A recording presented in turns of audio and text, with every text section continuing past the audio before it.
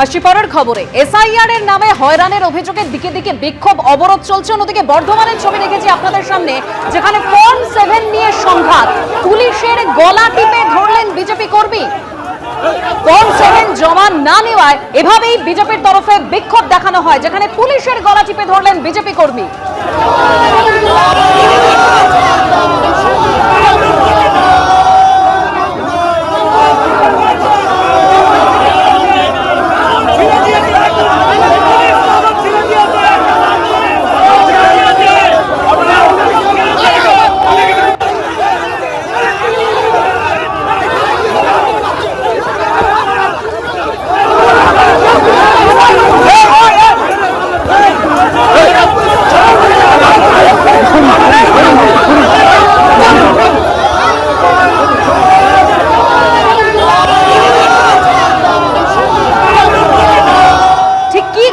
কি কারণে উত্তপ্ত পরিস্থিতি, বিস্তারিত আমরা জানবো আমাদের প্রতিনিধি রানা দাসের কাছ থেকে। রানা,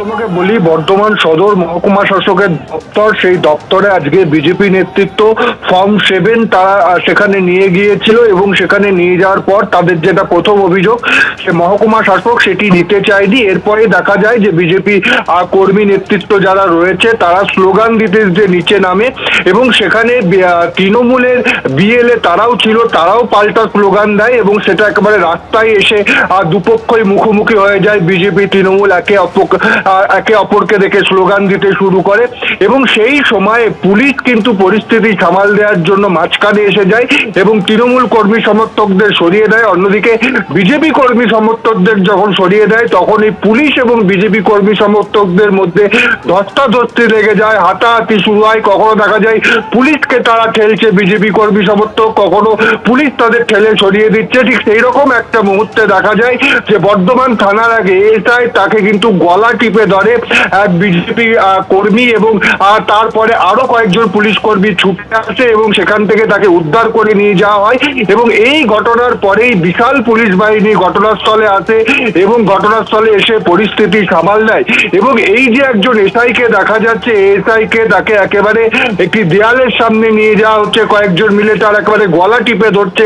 সেই সময় যদি আরো পুলিশ না আসতো তাহলে হয়তো এই জিনিসটা আরো বড় আকার নিত এবং সেই কারণেই কিন্তু পুলিশ ইতিমধ্যে 4 জন বিজেপির যে কর্মী রয়েছে তাদের কিন্তু আটক করেছে এবং আরো অন্যজনের খোঁজে তল্লাশি চলছে। কিছু ভিডিও ফুটেজ দেখে পুলিশ চিহ্নিতকরণ করতে চাইছে যে কারা এই ঘটনা ঘটিয়েছে এবং কাদের সাহস হলো যে পুলিশের গায়ে এইভাবে প্রকাশ্যে একেবারে পুলিশের গলা চিপে ধরার। ধন্যবাদ রানা।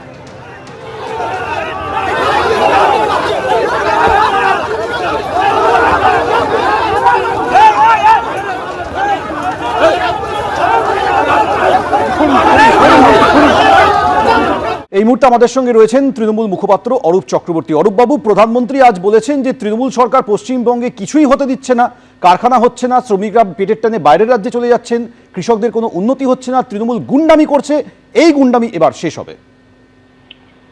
আমি তো জানতাম নরেন্দ্র মোদী দেশের প্রধানমন্ত্রী, তিনি নিজেই জানেন না যে ওনার কেন্দ্রীয় সরকার পশ্চিমবঙ্গকে এমএসএমইতে দেশের মধ্যে প্রথম শিরোপা দিয়েছে। ক্ষুদ্র শিল্পে দেশের মধ্যে প্রথম স্থান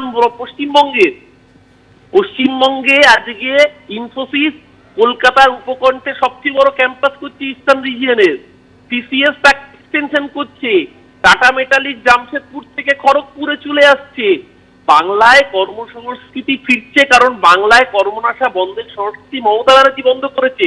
টাটা মোটরসের এমডি এন চন্দ্রা নবান্নে এসে মুখ্যমন্ত্রীর সাথে মিটিং করে অটোমোবাইল ইন্ডাস্ট্রি তৈরি করার উদ্যোগ নিয়েছেন। আগামীকাল তো সিঙ্গুরে যাবেন নরেন্দ্র মোদী, সিঙ্গুরে যাবেন। ওই সিঙ্গুরের টাটা মোটরস নিয়ে এত গল্প হয়েছিল, সিঙ্গুরে গায়ের জোরে অনিচ্ছুক কৃষকের জমি কারা হয়েছিল, সুপ্রিম কোর্ট রায় দিয়েছিল তৃণমূল কংগ্রেসের আন্দোলনের পক্ষে। আর যে টাটা মোটরসকে কেন্দ্র করে সেই টাটা মোটরসের এমডি নবান্নে এসে মমতা ব্যানার্জির কাছে ইচ্ছা প্রকাশ করেছেন যে এই রাজ্যের বুকে অটোমোবাইল ইন্ডাস্ট্রি তৈরি করার। আর গুন্ডাগিরির কথা বলছেন নরেন্দ্র মোদী। সারা ভারতবর্ষের বাঙালির মানুষ তো দেখছে যে গুন্ডাগিরি কাকে বলে। বাংলা ভাষায় কথা বললে রোজ পেটানো হচ্ছে। জামশেদপুরে আগের দিন খুন করা হয়েছে, তারপরে আজকে আরেকজন পরিযায়ী শ্রমিককে খুন করা হয়েছে বাংলা ভাষায় কথা বলার অপরাধে পিটিয়ে, বাংলাদেশি সন্দেহ করে। উড়িষ্যায় আপনার ডবল ইঞ্জিনের সরকার এসছে, বাঙালি বস্তিতে আগুন লাগিয়ে দেওয়া হচ্ছে। মহারাষ্ট্র থেকে ধরে রাতের অন্ধকারে বাংলাদেশে পাঠিয়ে দেওয়া হচ্ছে। গুন্ডাগিরি কাকে বলে আপনি তো হাতের সামনে হাতে গরম উদাহরণ নিয়ে দেখিয়েছেন। বাংলার মানুষ এই জমিদারদের গুন্ডাগিরির বিরুদ্ধে জবাব দেবে। যখন এসআইআর করে ভোট লুট করতে চাইলেন, বাংলার বিএলএরা আটকে দিল। এখন লজিক্যাল হিয়ারিং এর নাম করে নির্বাচন কমিশনকে দিয়ে গুন্ডাগিরি। এটা নির্বাচন কমিশন না আপনার নির্যাতন কমিশন? বাংলার মানুষ দেখছে সমস্ত গুন্ডাগিরি, সমস্ত বঞ্চনা। 100 দিনের টাকা বন্ধ, আবাসের টাকা বন্ধ, গ্রাম সড়ক যোজনার টাকা বন্ধ, উল্টে বাংলার মানুষের উপর চোখ রাঙানো। বাংলার মানুষ সহ্য করবে না মোদিজি। 21-এ ঘাট ধাক্কা দিয়েছে, 24-এ বিদায় করেছে, 26-এ গঙ্গাসাগরে বিসর্জন দেবে। ধন্যবাদ অরূপদা। শিল্প নিয়ে বার্তার পাশাপাশি তৃণমূলের গুন্ডামি যে বেশি দিন চলবে না তা নিয়েও সরব হয়েছেন প্রধানমন্ত্রী নরেন্দ্র মোদী। তিনি বলছেন তৃণমূলের গুন্ডামির সমাপ্তির দিন চলে এসেছে। আর কি বলেছেন দেখুন।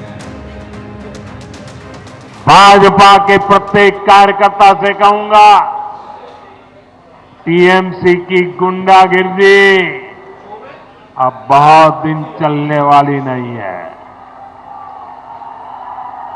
टीएमसी की गुंडागिर्दी का भी अंत होगा और गरीबों को डराने धमकाने वाली टीएमसी की राजनीति भी समाप्त होगी। আগামীকাল সিঙ্গুরে জনসভা রয়েছে প্রধানমন্ত্রীর। তার আগে মালদার সভা থেকে শিল্প নিয়ে বার্তা দিয়েছেন তিনি। তৃণমূলকে আক্রমণ করেছেন তিনি এবং তিনি বলছেন সবকিছুতে বাধা দিচ্ছে তৃণমূল সরকার।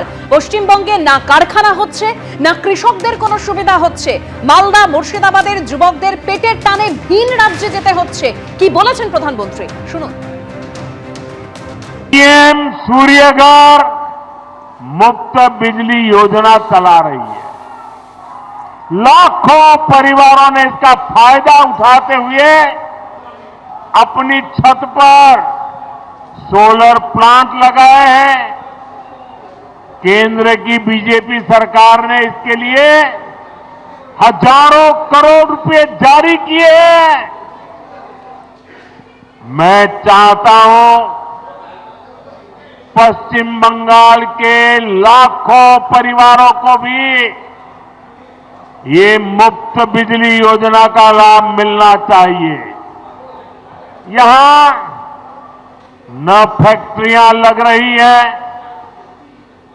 न किसानों को कोई सुविधा मिल रही है। मालदा मुर्शिदाबाद से नौजवानों को रोजी रोटी के लिए पलायन करना पड़ता है। यहां रेशम किसानों की सूद लेने वाला कोई नहीं है। यहां के आम किसान बेहाल है। आम किसान बताते हैं कि इस बार उनको अपनी लागत तक वापस नहीं मिल पाई। ये इसलिए हुआ क्योंकि टीएमसी सरकार ने यहां आम से जुड़े उद्योग बढ़ाने के लिए ठीक से काम नहीं किया। एबीपी आनंद एगिए थाके एगिए राखे।